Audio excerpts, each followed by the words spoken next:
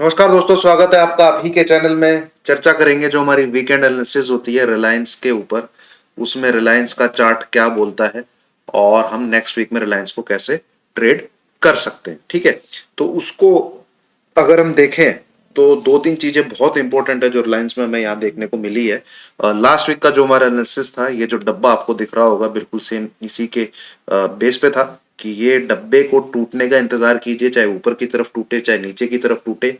नीचे की तरफ टूटता है तो हमें 2425 का लेवल देखने को मिलना चाहिए। ठीक है, तो इसके बाद जो डेवलपमेंट हुई है रिलायंस में, एक बार वो नजर डाल लेते हैं हम। ये डब्बा ऊपर की तरफ भी टूटा, हमको एक ब्रेकआउट भी देखने को मिला, तो किसी ने इस ब्रेकआउट के ऊपर ट्रेड भी किया होगा तो अगले दिन उसका एसएलएट हो गया होगा। क्यों? क्योंकि इस लाइन के अंदर दोबारा आके ये क्लोज हो गया नीचे 2580। बट यहां से अगर किसी ने ट्रेड किया होगा तो नीचे जो 2425 का हमारा लेवल था उसके आसपास जाके ही रिलायंस ऊपर की तरफ आया है 2430 का लो लगा के। अब जो आगे इसमें तीन चीजें बहुत इंपॉर्टेंट है, वो तीन चीजें दोस्तों स्किप मत करिएगा। बहुत इंपॉर्टेंट वीडियो है रिलायंस की, जो शायद मैंने अब तक पिछले कुछ उसमें एनालिसिस किए हैं। आप देखेंगे बिल्कुल एक्यूरेट जाता है। ठीक है, जो थंबनेल पे हम लिखने की कोशिश करते हैं वो पैटर्न हमको बनते हुए दिखता है और टारगेट आते हुए दिखते हैं। फिर भी डिस्क्लेमर जरूर पढ़े, क्योंकि ये वीडियो कोई बाय सेल रिकमेंडेशन नहीं है, सिर्फ और सिर्फ एक एनालिसिस है, एजुकेशन के पर्पज से। यहां पे जो दो चीज आपको बहुत इंपॉर्टेंट देखने को मिलेगी, सबसे पहला इस पैटर्न का ब्रेकडाउन। ठीक है, this is and this level is 2500। So till the time Reliance below 2500 it is not a bye recommendation. ठीक है, पोजिशनल की बात कर रहा हूं मैं, पोजिशनल। जो बुल 2600 2700 2800 के लिए बाय करना चाहते हैं उनको मेरी एक ही दरख्वास्त रहेगी उनसे कि 2500 के ऊपर क्लोजिंग आने दीजिए। 2500 के ऊपर क्लोजिंग आ जाती है तो इस ये यहाँ जो पैटर्न बना हुआ है इट मीन्स ये काम नहीं कर रहा है। And head and shoulder is the most reliable pattern in trading chart पे, सबसे ज्यादा रिलायबल पैटर्न। दूसरा, अब दूसरी बहुत इंपॉर्टेंट चीज, हमको फ्राइडे को एक हैमर कैंडल देखने को मिली है ग्रीन कलर की, तो ये शायद इसको ऊपर की तरफ जंप देगी और ये एक बार 2500 का लेवल छू सकता है मंडे को।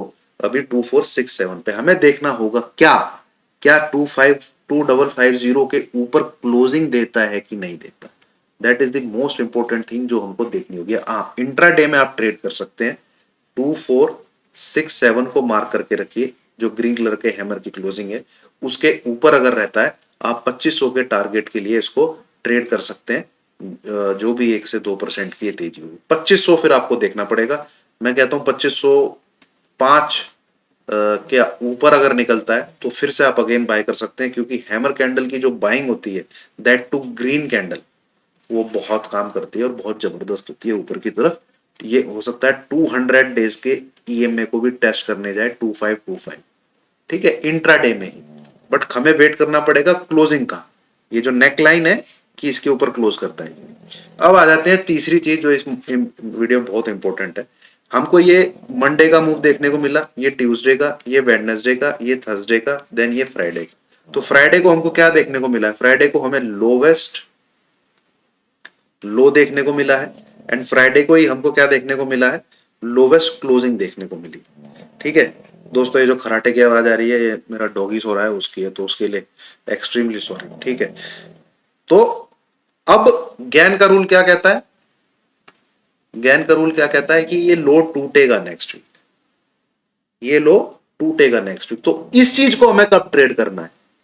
ठीक है, इस चीज को हमें कब ट्रेड करना है? ये जो ग्रीन कलर की बॉडी बनी हुई है, इसकी बॉडी के जो ओपनिंग प्राइस है, जब ये ओपनिंग प्राइस टूटेगा तो हमें इसको नीचे के लिए ट्रेड करना है एज पर गैन रूल की कंप्लीशन के लिए, ये लो टूटने के लिए।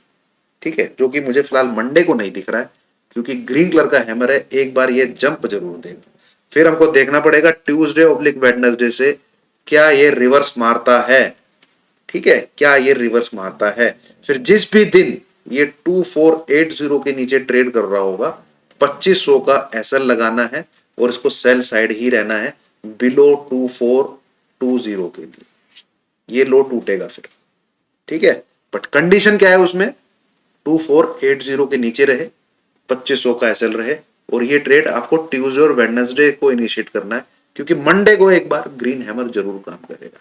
एंड कोई भी क्लोजिंग 2500 के ऊपर नहीं आनी चाहिए।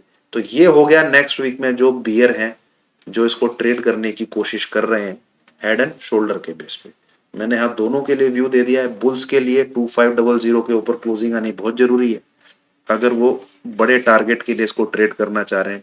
एंड बियर्स जो कि हेड एंड शोल्डर में इसको ट्रेड करना चाह रहे हैं, इसकी कोई भी क्लोजिंग 2500 के ऊपर नहीं आनी चाहिए, तभी ये नीचे के टारगेट दिखाएगा जो कि ये बन रहे हैं, ठीक है। और मंडे, सिर्फ मंडे को जो ट्रेड करना चाह रहे हैं बाय साइड रहिए, हैमर कैंडल इसको जंप देगी, बट 2500 के आसपास निकल जाइएगा, मेरी आपसे यही दरख्वास्त है।